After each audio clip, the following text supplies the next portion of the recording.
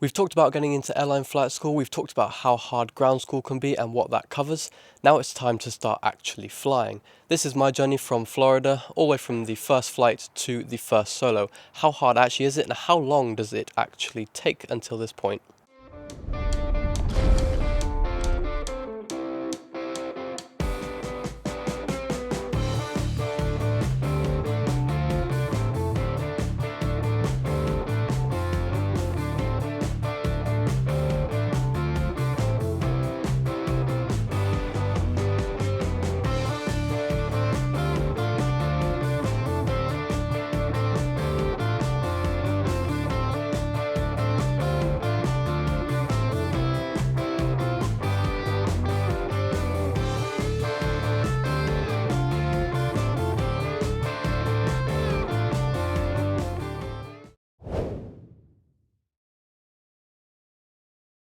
So let's just briefly skip back a few weeks to study leave during Mod 3s. Now during this time we had to get all our paperwork and documents ready for the US. So we ended up going to London to the US Embassy to sort out our visas. Now the company provided pretty much everything we needed, filled out all the paperwork we needed. We just gave them things like our passport and all our details, and then they sent it back to us for us to print off and take to the embassy. So we all as a group got the train up to London and arrived at the US Embassy to what was probably the longest line I've ever seen in my entire life. It was snaking all the way out the building, all the way into the street and down the road and more. But we got there, we lined up, and we patiently waited to get inside. And something we noticed actually while we were waiting was there's a pool between two of the buildings, which was quite cool, just floating above the street. So we had a good look at that while we were waiting. And also they got some fountains there and whatnot, so it wasn't too bad, and the line was fairly quick moving.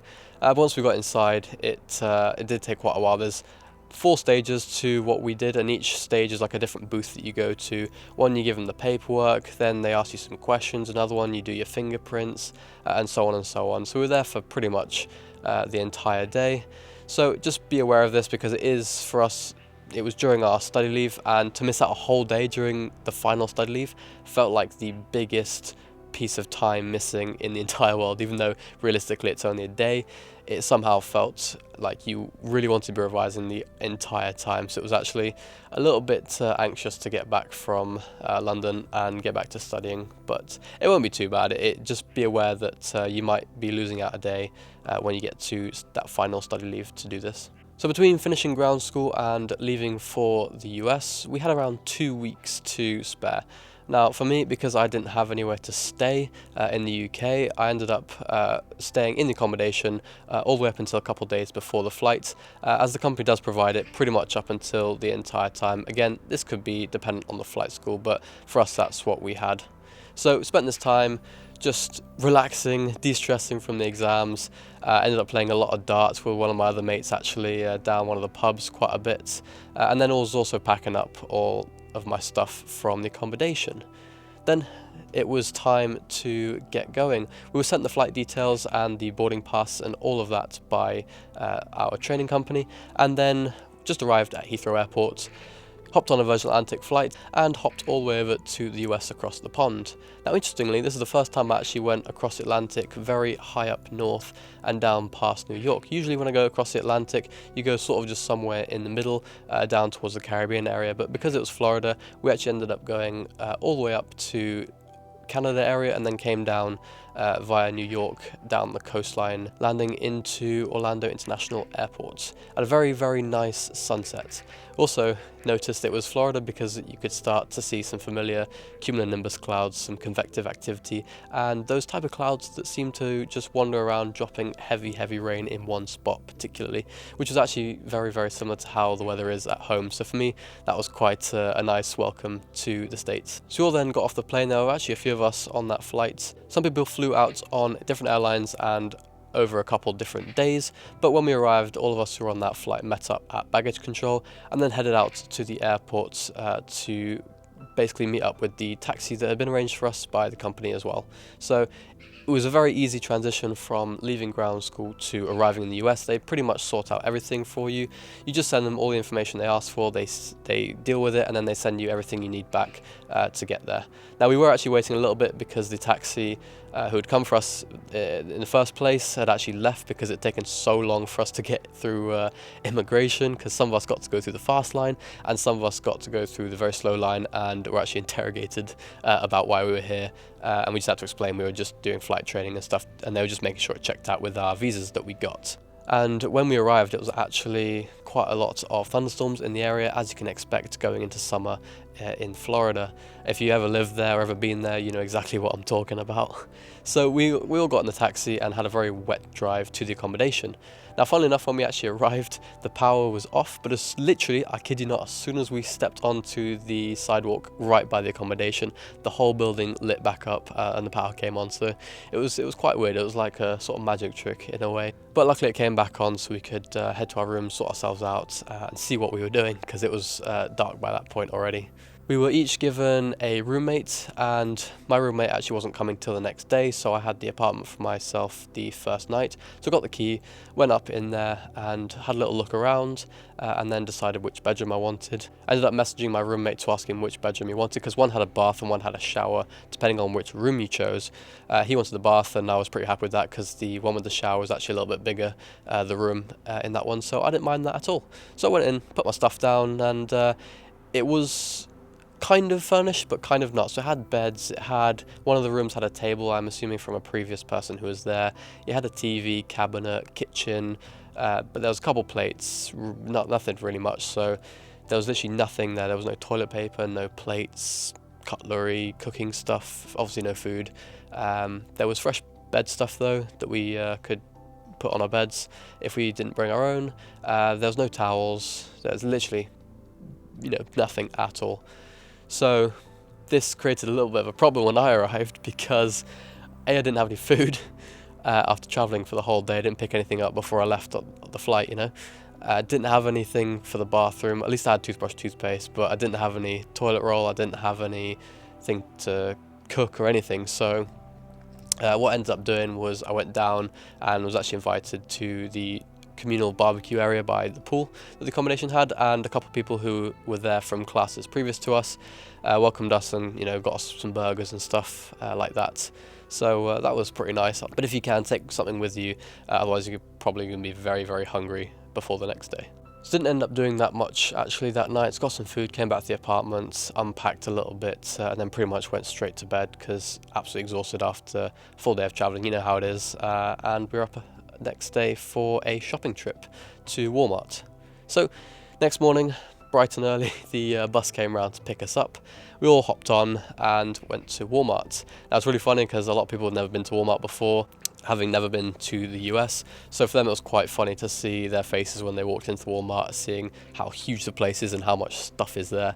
And for me it was really nice because home has some of the exact same products, exact same produce that the stores and everything have in the US. So I was going around like a little kid, seeing stuff that I'd grown up eating and stuff, and I got very excited and packed the trolley full of stuff.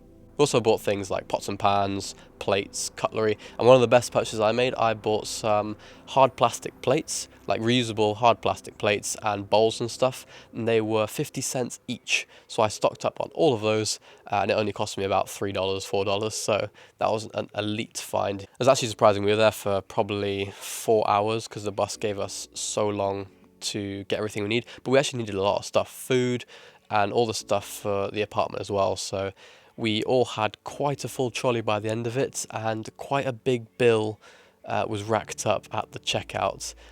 Now, a few of us forgot to bring our actual cards with us.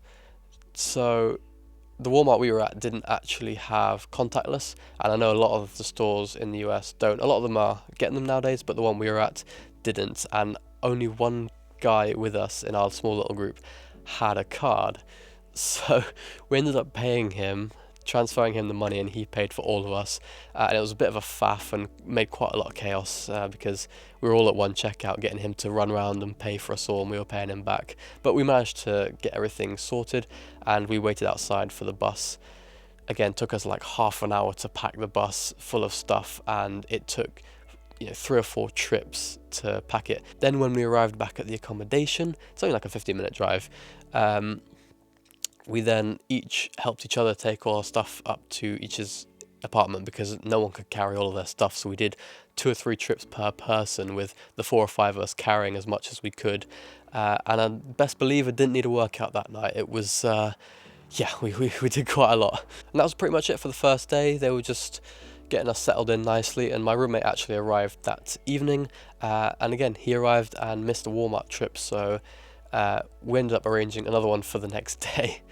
So a couple things happened the next day aside from the Walmart trip. Now the first thing we did was we went into the main training center and we went and got our fingerprints and all our accounts and stuff set up for the company. Now the fingerprints we have to do, it's a legal thing to be able to fly the aircraft in the US. You have to have your fingerprinting done and it's sent off to the authorities to be processed and then come back with clearance.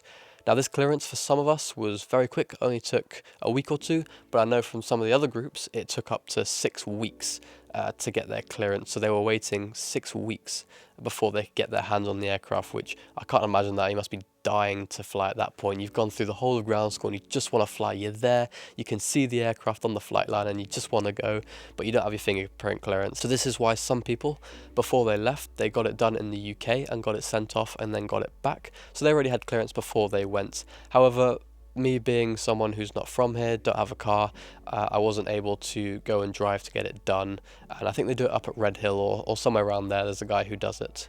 But for the majority of us, we did it when we arrived in the US, as they pay for it while we're there anyways. Now, it was actually really nice to go to the training center because it's at the airport right next to the runway and all the ramp and everything. So we were able to have a look at some planes taking off and see exactly what we'd be doing in the next couple of weeks, which was actually really, really exciting. And as for the weather, absolutely bliss.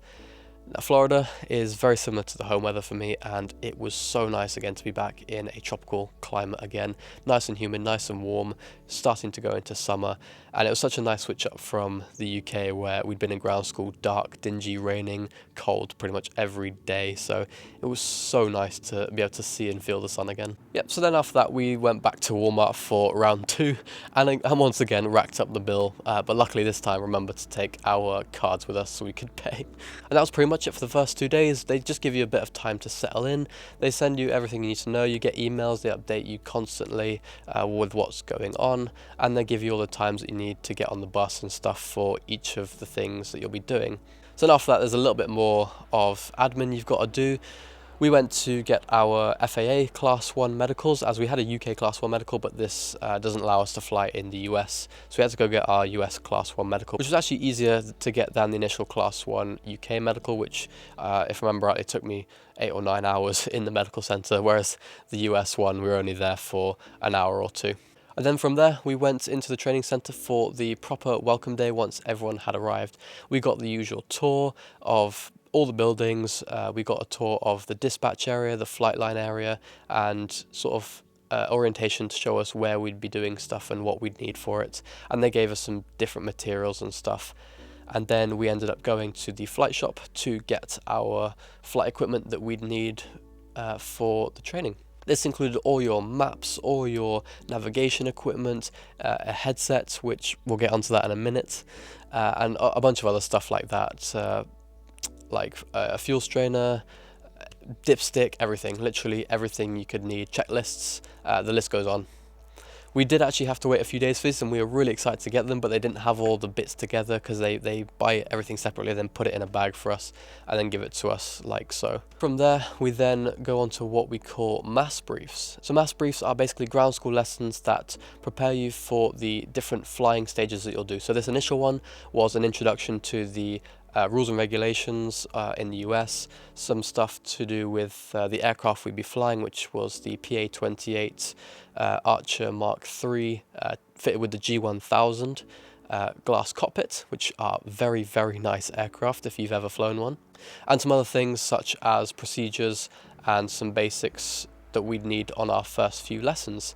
And these were for the first 2 weeks of our time in Florida. Now, we did Monday through Friday, and they range from anywhere from 3 to 4 hours a day. And once again, we just hopped on a bus from the accommodation, which was on a constant rota between the different accommodations and the training centre. We just hopped on at the time, got there, and then we could hop on back to the accommodation as well. Now, these maths briefs are actually very, very interesting. I dare say it more interesting than ground school because it's very practical and it's very specific to what exactly we're going to be doing.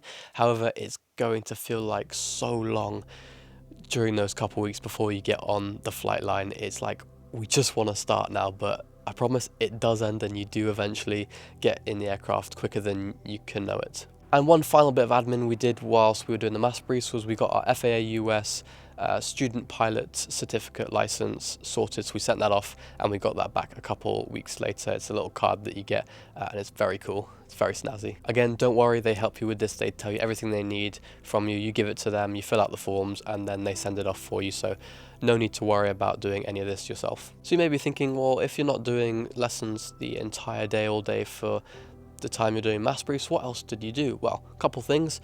A lot of people, me included, almost always would come back from training, get changed, and go straight down to the pool, get in the pool, sunbathe, etc., to try to get a nice tan. Now, some people were very good at this, others, like myself, not so much. Nothing seems to happen when I try, but some people were very brown, let me just say that, and they were loving it. And other things we did were go on trips and stuff. So the second weekend I was there, went to Universal. You got Disney Universal, massive in Orlando, and only a 45-minute journey on the Sunrail train for $3 down into the city. So I spent the whole entire weekend from the Friday through to the Sunday evening in Orlando in a motel, which was really, really nice actually, just by SeaWorld, and went to Universal on the Friday, Saturday, and then Icon Park on the Sunday, which I'd really recommend going. They've got a sea life, and they've also got a massive Ferris wheel, which was very cool from the top. It had an amazing view of Disney, Universal, SeaWorld, and the surrounding area as well, which was really, really cool. From here, over the next year, will probably be one of the best years of your entire life. At least it was for me. Had an absolutely incredible time. So let's get into that now. So let's get into your first flights and exactly what you can expect. Now, we were all assigned an instructor a few days prior and also a Gemini. Now, the Gemini was someone who you would share an instructor with and you would share flight lessons, meaning you would fly the first lesson and then you would backseat and watch the second lesson while your Gemini partner flew instead. And it also enabled you to go to different places and airports, which we'll get into in all due course. So arriving on the first morning, a nice early 8 AM start. We had to be there an hour before for briefing and prep. So got there for 7 o'clock, ready to start promptly.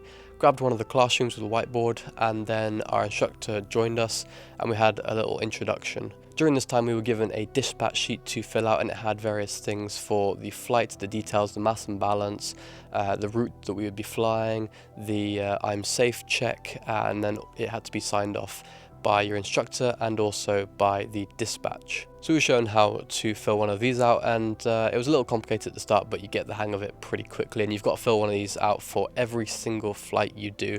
And we had one for dual flights and one for solo flights, so there was a couple little differences in them as well, but we initially obviously were starting out with dual flights. So we filled this out, and then we were shown the lesson objectives on the board, and then we were given a detailed rundown of the procedures of what we had to do. And what was nice was our instructor, she actually got us to learn the stuff the day before, and then in the morning before she arrived was to draw it out on the board exactly what we'd be doing today, and then the person who didn't draw it would explain it to the person after they'd done that, so we both knew what was going on. And then our instructor would then clarify a couple of things, go over it again just to make sure we were all happy, and then we would head out onto the ramp. So obviously for the first one our instructor did the walk around, however she pointed out everything that we needed to check and explained exactly what each of the parts on the outside of the aircraft was, and we actually were able to follow the checklist that we were given by our company to see exactly line by line what we needed to check and what exactly we were looking for. We then got in the aircraft, she showed us how to start it up, again following the checklist, and got us to do it, but was following along and making sure we were doing it correctly. And then we taxied out onto the apron to do our run-up. Now it was actually in this first lesson when we were doing the run-up that we noticed that the clouds were starting to descend, and they were starting to form from few to scattered and slowly going towards broken clouds, and the airfield went from VFR to marginal VFR, which in the US we couldn't take off VFR. So we were shown how to do the run-up procedure, which in a single engine is pretty straightforward, to be honest, compared to the multi, and then we just taxied back in and waited out for the weather to clear. Now, we actually did clear up in the next hour, so then I was up for my lessons, so my partner back-seated mine. Again, we did the walk around, we did the pre-flight procedures, we did the startup, the run-up, we got shown how to taxi round, we went onto the active runway, and then we departed VFR to the southeast from Sanford International out towards the Bithlow area round by Space Coast to the east side of Orlando International. On this lesson, she'll show you things such as the visual reference points that you'll be looking out for when you do your solo flights out into the practice area or on your navigation flights, and also some of the airspace we need to watch out for, particularly the Bravo, because we cannot go in the Bravo without clearance. And there was a big Bravo shelf above a lot of the area that we were flying, so we had to be aware of where it was, the altitude it was, and she briefed us very nicely on all this and some visual reference points to use for our VFR flying to make sure we weren't going to bust the Bravo, as we call it. And then from then on, the first lesson was very simply just learning how to fly straight and level, a couple climbs and descends, and a turn or two, and pretty much learn the feel of the aircraft. We then came back and she showed us how to get back into the airfield, because Sanford has a couple different procedures for VFR. If you come from the south or the north, it's different. You've either got the Jessup arrival from the south or the Monroe arrival from the north. So she was showing us how to correctly fly these procedures back into the airfield to land on one of its 4 runways, or the 3 runways that we would typically use, as one of them is a north to south. And on the first flight, the instructor did the landing again to show us exactly what we're looking for and was explaining it the whole time, and she was actually very, very, very good. So you'll be flying pretty much every day, 6 days a week. That was our timetable. Initially in Florida, we would have 1 week would be 6 days, and then the second week we would have the Saturday off if our instructor had it off. Now, as UK cadets, we weren't actually entitled to the Saturday off, but if our instructor was off because they were US instructors, then we would also have the day off. But pretty much 6 days a week you'll be flying twice a day, once as a passenger and once as your own lesson. So because we're flying very often, we get used to the procedures very, very quickly, what to fill out on all the documents and paperwork we need, all the stuff we need to look at in terms of the aircraft acceptance and the CAN, and also all the things that need to be required for flights under FAA regulations. So each lesson is very fast paced, and each lesson builds off of the previous lesson, so you really have to get a handle of the procedures or what you're doing for the lesson that you're flying, to then move on to the next lesson and be comfortable with this. Now at the start it might be a bit tricky for you if you've never had previous flight experience, but the instructors are there to help you, and there's a lot of ways that they can get you to where you need to be. And again, you're just going through a very fast pace, so within a few lessons you're already doing and learning a bunch of procedures. You're learning how to do stalls and steep turns and all of that, by your 5th or 6th lesson already. One of the nice things about being a Gemini as well is that for one lesson you could fly around, do what you need to do, and go land at an away airport, for example Space Coast or Ocala, Lakeland, Leesburg, wherever really around Sanford. And it was really nice because you'd land after your lesson, you'd head towards the FBO, you would get some refreshments, a little break, you'd then prep for the next flights, which might be either your flight or your partner's flight, and then you would take off again, do the same lesson with them flying, and then land back at home base, which was really cool because you got used to the home base procedures, the home airport procedures at Sanford, and then you also got used to flying into other airports, which some instructors didn't do, and I'm really glad mine did, because it got you used to landing away from home, which you will be doing on your navigation flights. You'll be doing that, and also on some of your later on flights you'll be doing this. So getting that comfort doing that is really, really essential. So now the big question that everyone asks, how long until you go solo? It's actually a lot sooner than you think. Each lesson would be around an hour and a half to 2 hours, depending on which lesson it was, but initially they were an hour to an hour and a half. So your solo was actually on the 11th lesson. So you only had around 10 hours before you went solo, which is nuts. But it's very good because the course is designed for this, and it gets you prepared for this big step in your flying career.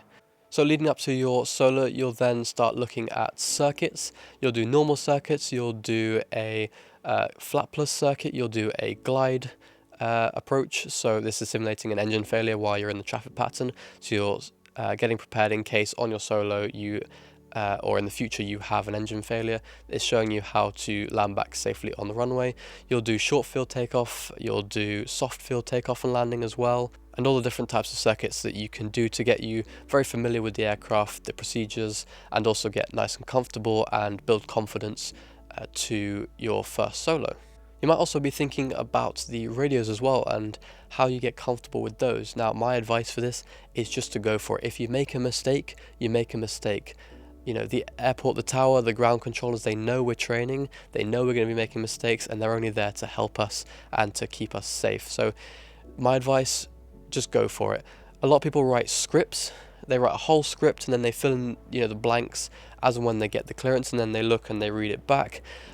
Personally, I wouldn't advise this. Maybe initially you might want to write the order in which things will come out. So you might get, takeoff clearance, then, you might get cleared onto the down, whatever it is. But don't write it as a script and just read it back. Try and do it from the very first lesson. Listen to what they're saying and then repeat exactly what they say back. And if you're unsure, your instructor's there to help you, and they can come in on the comms as well and just take over if need be. But just try your best to break that fear of talking on the radio, because it's actually not that bad as it seems. And then finally, the day of your solo will arrive. Well, for me, it actually took a few days to get to the actual solo flights, because we had thunderstorms for about 5 or 6 days. Every time I came in, we just had to cancel because it was too stormy and the cloud base was too low. It was either IFR or marginal conditions, which is not ideal for a first solo. So every one of those days, I'd come in, cancel, we'd have to go back to the accommodation, but spend a little bit of time just reviewing what I needed to do, and then the rest of the day was just chilling out, relaxing, going out with friends and everything, going out for a nice dinner, going for a walk and exploring the local area. So one of the things I'd say really do is have fun while you're there. Yes, you're there for flying, but take some time to also have fun as well as studying. And then finally, the day of my solo arrived. I came in the morning, filled out all the paperwork as usual, got ready, and the weather was beautiful. A couple little wispy clouds in the sky, a nice little light breeze, no thunderstorms looming, and it was time to go. So instructor walked me to the aircraft. I did the full walk around procedure, started her up. Instructor gave me the thumbs up to go. She headed off back into the dispatch area. I then taxied into the ramp, did my run up, and then got on the comms for my first clearance for a solo flight's one traffic pattern. So got clearance to taxi to the active runway, clearance to take off, and I remember taxiing onto that runway and I sort of just locked in. Before that I was a little bit nervous, a bit hesitant on the comms, taking a few deep breaths, but as soon as I taxied onto that runway, was locked in, training kicked in, and I just went for it. But I do remember taxiing onto that runway, I had clearance, everything was fine, I had clearance, I didn't do anything wrong, but I remember it feeling really,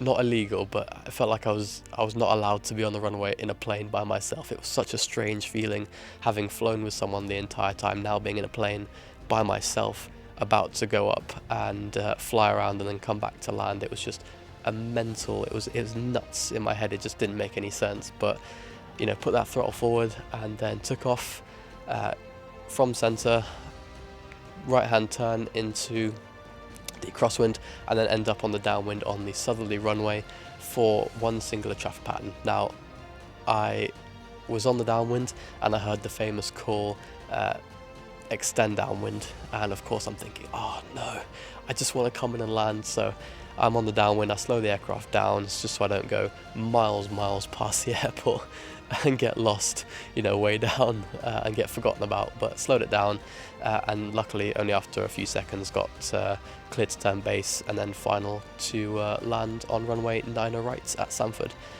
came in, stable approach, 400 feet gate, nice and stable, 100 foot gate, again, everything stable. Came into land, I kid you not, one of the best landings of my training. It was one of the best ones. Yeah, I still remember it. Yes, it was the first solo, but it was such a nice landing.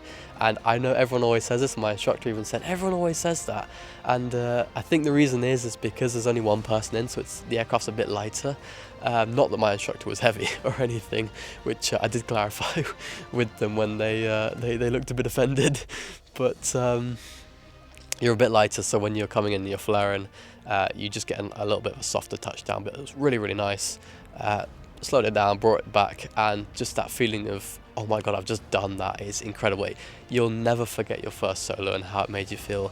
It's just an incredible day, and yeah, it really feels like this is the start of some really, really good things.